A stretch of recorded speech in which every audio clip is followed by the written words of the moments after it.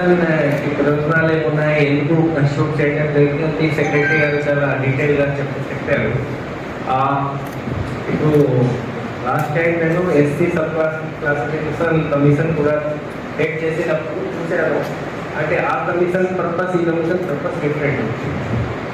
ఇక్కడ ముఖ్యంగా మనకు లోకల్ బాడీ ఎలక్షన్స్లో బీసీ రిజర్వేషన్ ఏ విధంగా ఉండాలి, ఎంత ఉండాలి, అది కూడా ప్రతి unit wise, district wise. So ఒక డిస్ట్రిక్ట్ నుంచి ఇంకో డిస్ట్రిక్ట్ రిజర్వేషన్ పర్సెంటేజ్ చేంజ్ కావచ్చు. అంటే డిపెండింగ్ అపాన్ పాపులేషన్ ఈ రిజర్వేషన్ రికమెండ్ చేయాలి. అండ్ అన్లైక్ షెడ్యూల్ కాస్ట్ కోసం సెన్సస్లో సబ్ కాస్ట్ వైజ్ కూడా సెన్సస్ జరుగుతుంది. బీసీ కేసులో అటువంటి డేటా మనకు సెన్సస్ నుంచి రాదు. సెన్సస్లో ఇలాంటి సెన్సస్ జరగలేదు. మళ్ళీ మేబీ నెక్స్ట్ సెన్సస్లో ఇవి అన్నీ జరుగుతుంది, కానీ ఇప్పటివరకు ఆ డేటా అవైలబుల్ లేదు. అందుకే నేను చెప్పేది అంటే ఇప్పుడు